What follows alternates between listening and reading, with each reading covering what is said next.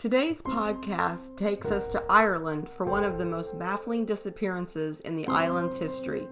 It is not often that a couple goes missing together. Add to that, we don't even know when they went missing. One of the lead investigators has described this case as a beam me up Scotty type of disappearance. Let's first talk about Conor and Sheila Dwyer. The Dwyers were described by all to be a pleasant couple. They lived in a small house on Chapel Hill in Fermoy, County Cork in Ireland. They are the parents of two grown sons, Jerry and Conor Jr., who both resided in the UK. Conor Dwyer Sr. had been a handyman, plumber, and taxi driver. He also served as a part-time chauffeur for German millionaire Fritz Wolff when he visited the area. Sheila kept busy looking after the home. Conor was described as a jokester who loved to laugh. Sheila was quiet and polite and always well-dressed. The couple, then in their 60s, were looking forward to enjoying their senior years, although what happened would certainly put their plans into question. It is always a challenge to research a case over 30 years old, especially in a different country. I was able to find a few Irish newspaper articles, as well as a radio documentary from RTE titled Thin Air and the Opinion Line podcast. They spoke with law enforcement as well as one of the couple's sons, so I'm using the information in them in hopes of presenting the most accurate story possible. A few days before this mystery develops would seem very typical for the Dwyers. On April 30th, 1991, they were seen attending a funeral mass at St. Patrick's Church in Fermoy. The church was less than 100 meters from their home on Chapel Hill. Nothing seemed to be out of the ordinary from the witnesses who had encountered them that day. They were seen leaving the church by neighbor Catherine Fenton after the Mass. The next day, May 1st, Sheila's sisters Maisie and Nellie both spoke with her by phone. As everyone else stated, everything seemed fine. But in reality, everything would soon dramatically change. Sheila Dwyer was close with her sisters, and they had tried to reach her by phone in early May. At first they weren't concerned, but when weeks went by without a word, they began to worry. Finally, on May 22, 1991, 3 weeks after last speaking with her sister, Maisie would report the couple missing to the Garda, which is the Irish police. The police entered the home and found nothing of concern.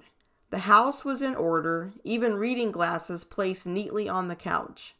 There was also a biscuit tin with around 1,000 pounds inside. The Garda and family could find nothing missing from the house. Nothing except the couple and their car, a white Toyota Cressida. To say that family and friends were baffled would be an understatement. A very reliable couple who never got into any trouble nor had any nefarious contacts goes missing. Add to that, it is not even known when they went missing. There is a 3-week span where they are unaccounted for. Fermoy was a small town and disappearances weren't common at all. That is why what had happened just 13 months prior in the same town would really raise eyebrows. The town would start to wonder if there was something more sinister going on.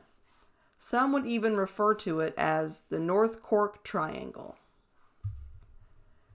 William Billy Fennessy, age 53, was well known in Fermoy. He had once worked as an undertaker and was a Labour Party councillor candidate. He lived only 2 miles away from the Dwyer home.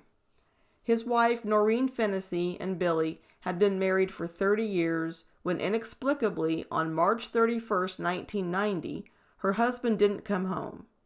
He had been driving his Daihatsu Charade the day he disappeared.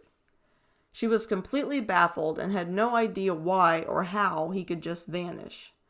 There were extensive searches to no avail. Noreen states she would go to the Garda every Friday to see if there were any new developments. Sadly, losing hope, she had her husband declared legally dead in 1997. As she puts it, living with his disappearance never ends, always in the back of your head. However, this mystery would eventually be solved, for the most part anyway, We'll talk about that a bit later. When the Dwyers went missing, there was an exhaustive search for the couple. Bodies of waters were searched, as well as ground searches and interviews of townspeople. Interpol checked ferry records on the chance the Dwyers had made a trip to the UK to visit their sons. No record of their car or the couple was found. But as is usually the case, there were supposed sightings of the couple after their disappearances scattered around. Here are a few of them. Someone that was familiar with the couple claims she saw them at a traffic light in Fermoy not long after their disappearance. The Dwyer's case was featured on Ireland's Crime Call in 1993. A viewer named Mary O'Dowd said she had seen the couple in the Lord's Airport in June of 1991. She said the male seemed suspicious. The clothes she described the couple as wearing were the same ones the Dwyers were thought to be wearing when they disappeared. There were also sightings in Waterford and Dublin. Another sighting was reported in 1993 in Munich, Germany. The Garda wouldn't be able to verify any of these sightings, however. Then in 2013, something happened that would certainly shock the residents of Fermoy as well as the Garda. The River Blackwater is a 105-mile river that runs through counties Kerry, Cork, and Waterford. It is said to be a river with a strong current in places and has areas referred to as deep kitchen sink holes. The Blackwater Sub-Aqua Search and Rescue Team were doing a routine training dive that day. They stumbled upon the wreckage of a car 3.5 meters, or almost 11.5 feet, below the surface, buried in silt. They were able to recover the car and found human remains inside. DNA testing would determine who the person in the car was. After 23 years, Billy Fennessy had finally been found. Even with his remains found, Billy Fennessy's disappearance and death was still baffling. Did he just lose control of the car, suffer a medical emergency, or even deliberately drive into the river?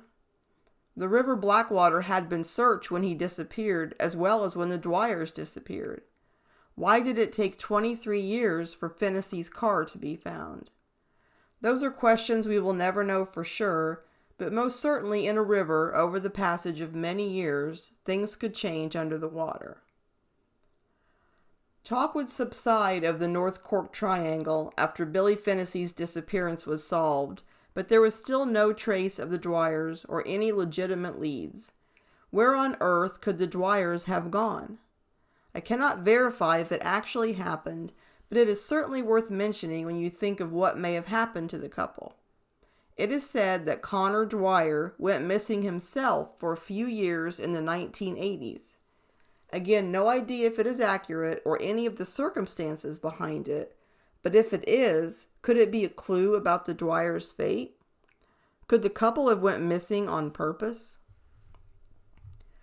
Dwyer's disappearance isn't talked much about in Fermoy these days. Even soon after they went missing, many townspeople refused to speak of it. There were many crazy theories as to why they vanished. Here are some thoughts from Conor and Sheila Dwyer's son, Conor Jr., on his parents' disappearance. I don't know, and that's what keeps you awake at night. He said he thinks they are still alive at the time of the interview and still hopes they walk through the door. The Garda, however, are still working hard to find the missing couple and still post appeals for anyone with any knowledge to come forward. They are also looking into whether modern-day technology could help in the search. As for my thoughts, this one is tough. First off, I'm curious why they left their house that day. Of course, we don't know the day or time of day that they actually left. Were they just leaving to run a quick errand or something similar to what they had done for years? Was it dark outside when they left? As far as what happened to them, I do tend to think that they had some sort of medical emergency or even made a wrong turn and met with dire circumstances. I also considered a possible suicide pact, which would explain no belongings or money being taken, but I don't think that is the case. I think there is a very good chance that they are in the River Blackwater. The river does run through Fermoy, the town where the couple lived. They could have driven into it just minutes after they left their home. That would explain why there were so few legitimate sightings of them, and given how long it took for Finney's car to surface there, would make that seem even more plausible. They were a retired couple with no commitments or responsibilities. If they wanted to leave, they could have just left without all the mystery. Also, the fact that this trip seemed to be unplanned, as nothing was taken with them, makes me think they had every intention of returning to their house. Conor and Sheila Dwyer's disappearances are as baffling as they come. It is made even more so of the very few sightings or clues to their whereabouts now 33 years later. Certainly locating their vehicle would be a huge help to the investigation, but it remains to be missing as well. I hope this mystery can still be solved and their sons can get some answers to their baffling disappearance. There is another story of a couple mysteriously disappearing that I also wanted to bring some attention to. John and Shelly Markley lived on rural Greenville Road in Bristolville, Ohio. John was an independent truck driver who was on disability due to a back injury. Shelly was a stay-at-home mom. They had been married for 16 years and had 5 children, Ruthie, Stacy, Bonnie, Crystal, and Johnny, ranging from ages 8 to 15. They were, by all accounts, loving and devoted parents. The Markley family had suffered some tragedies in the last few years before their disappearance. In 1992, John's twin sister, Bonnie Donaldson, whom he was very close to, was diagnosed with breast cancer. On July 4, 1993, the Markley house was destroyed by fire. Exactly 1 year later, on July 4, 1994, John's father would die. Just a few months after that, John's nephew would pass away due to suicide. During this time, John and Shelly were doing what they could to help Bonnie in her battle with cancer and would help to raise $15,000 towards an experimental cancer treatment in Mexico. Bonnie spent 6 weeks at a Tijuana clinic where she received herbal treatments in hopes it would help in her battle. Her brother John would even sell the family's above-ground pool to help fund her stay in Mexico. But soon after she returned to the States, Bonnie was told her cancer was terminal, and sadly, at only 36 years of age, she would lose her 3-year battle. She passed away from the disease on December 13, 1995. John Markley was understandably devastated with his twin sister's death, saying that, "Part of me is gone." 2 days after this latest tragedy for the family started out as any other weekday at the Markley home. The children would leave for school, and they did see their parents that morning. The couple's young son, Johnny, said his mother made him breakfast and walked with him to catch the school bus. However, after school, when the children returned, they didn't know what to make of what they saw at their house. When they walked in, they would smell a burnt smell, which ended up being a coffee pot being left on and running dry. The front door was unlocked. The couple's 1990 red over silver Chevrolet truck was gone. John and Shelly Markley were also gone. A few more things observed at the house would only deepen the mystery. Shelly's purse and cigarettes were left in the house, but the couple's checkbook seemed to be missing. A watch that John was said to have rarely taken off was on the counter. The clothes the couple had planned to wear to the funeral were said to be laid out on their bed. The couple had a gun safe in their bedroom that was normally kept locked, left wide open. The couple's children weren't sure how many guns the couple had, so they couldn't say if there were any missing or not. There was another lockbox safe in the couple's home also left open and sitting on the sink of the master bathroom. There was also a peculiar discovery in the family's garage. Their father's prized 1978 Corvette that was always kept in there covered with 2 tarps was in there. However, the tarps were now gone. At first, the children just thought maybe their parents needed some time to clear their head after John's sister's tragic death and had left briefly but would return shortly. While waiting for their return, the children called their aunt and uncle, Tom and Judy Yeager, who lived less than 5 miles from the Markley home, who came and picked them up. The Yeagers took the children with them that night, thinking the Markleys would surely show up at the funeral home that night for Bonnie's visitation, and they could return their children to them then. When the couple didn't return for that on December 15th, which was also the 8th birthday of their youngest child, Johnny, the family then contacted the police late that night. The next day would be Bonnie's funeral, which the Markleys also missed, and their family members were mystified as to where they could be. The police did find the couple's red over silver Chevrolet truck not long after their disappearance, locked and parked in the parking lot of Stambaugh's store on Elm Road in Warren, Ohio, about 10 miles from their home. The keys to the truck were missing, and the couple's cell phone was found in the cab of the truck. There was a tire, said to be from a semi, located in the bed of the truck. The 2 tarps were missing from the garage were located in the bed of the couple's pickup as well. Probably the most unsettling discovery with the truck was it was not in the very clean condition John was said to have always kept it in. It was now covered in mud. There was really only one clue that would surface in the couple's disappearance, but it was noteworthy. The last sighting of John and Shelly Markley would come at 10:36 a.m., just 2 hours after their children saw them that morning. This was at the Cortland Bank in Bloomfield, Ohio, about 5 miles from the Markley home. The couple went through the drive-thru in their truck to cash a check made out to Shelly for $1,000. Sources say the $1,000 was removed from a deposit made recently of $1,500, which was a loan the Markleys obtained to purchase a tire for John's semi. The teller identified John and Shelly as the occupants of the truck. However, she said there was a slender, dark-haired man in the passenger side of the truck with them as well. Unfortunately, the teller did not get enough of a look at the mystery man to be able to give a description to police.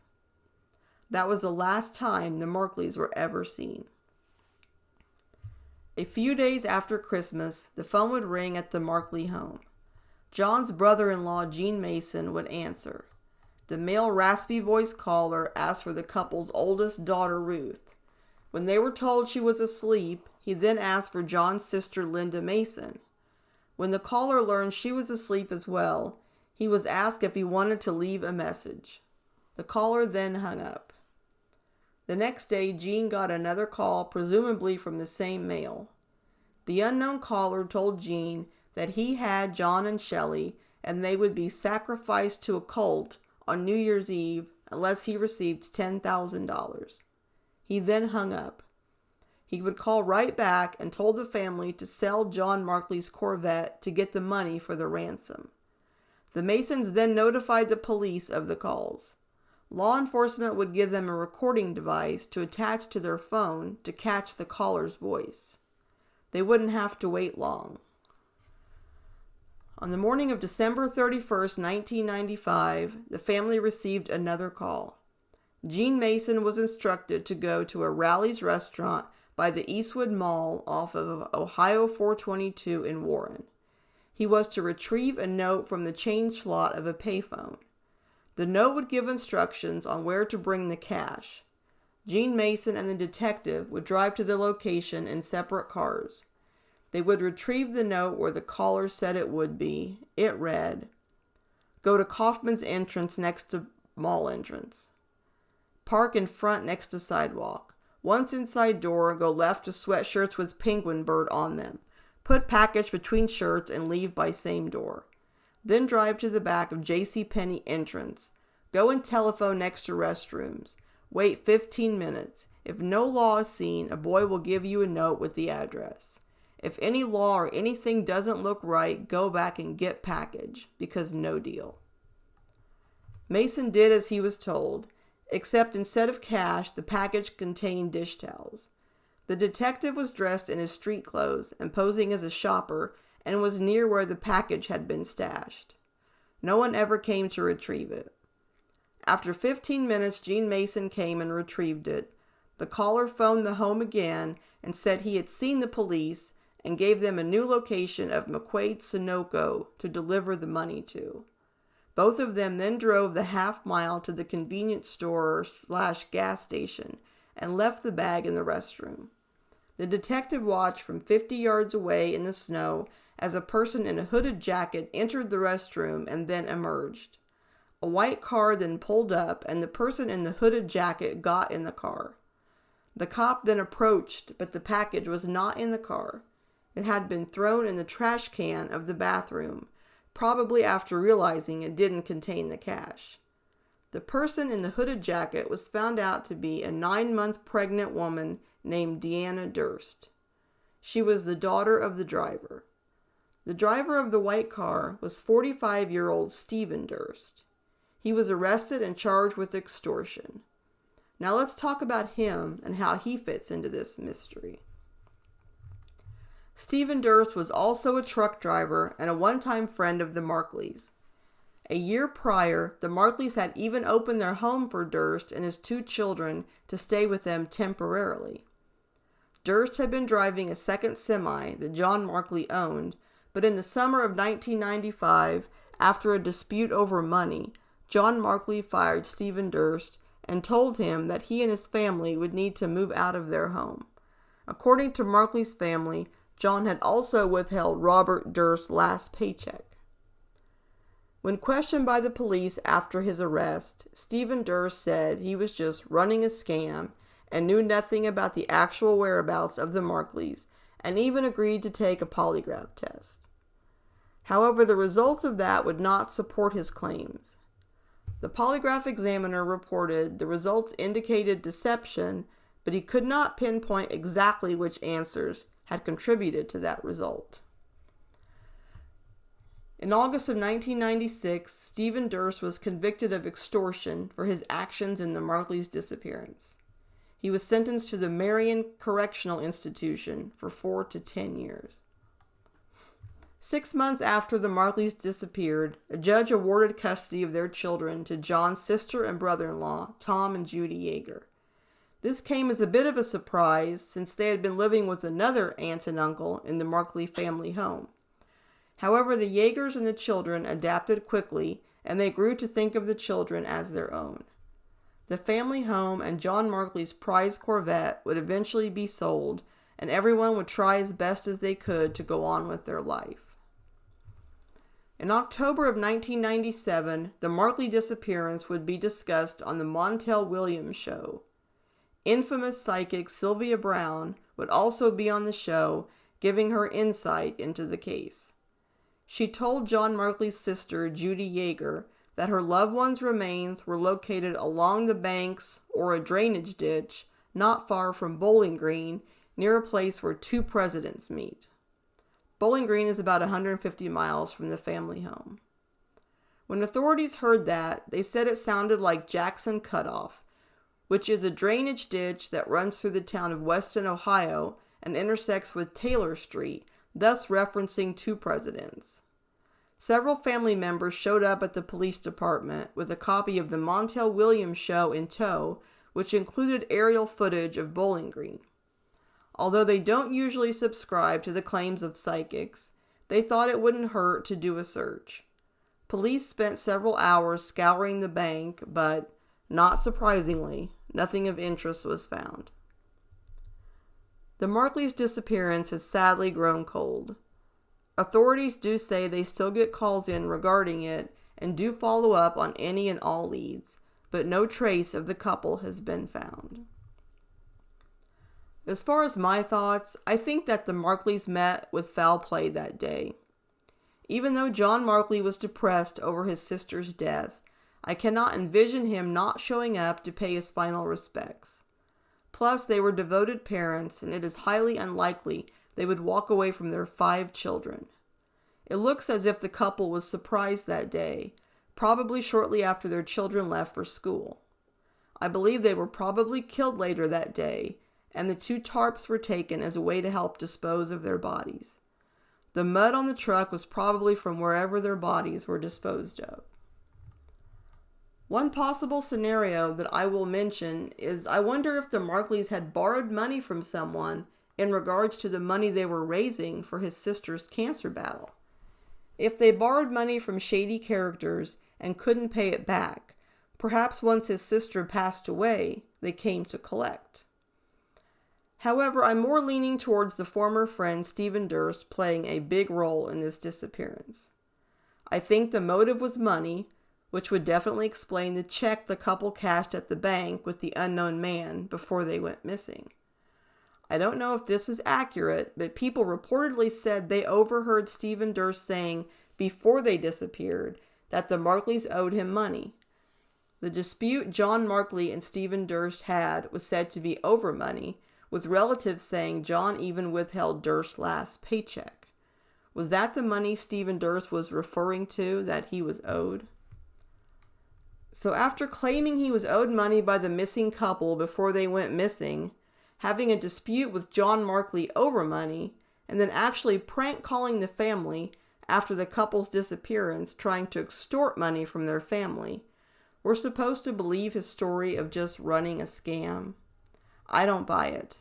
It is reported, publicly anyway, that the police don't really suspect him, but I tend to think it is more likely they just don't have any evidence so that they can charge him.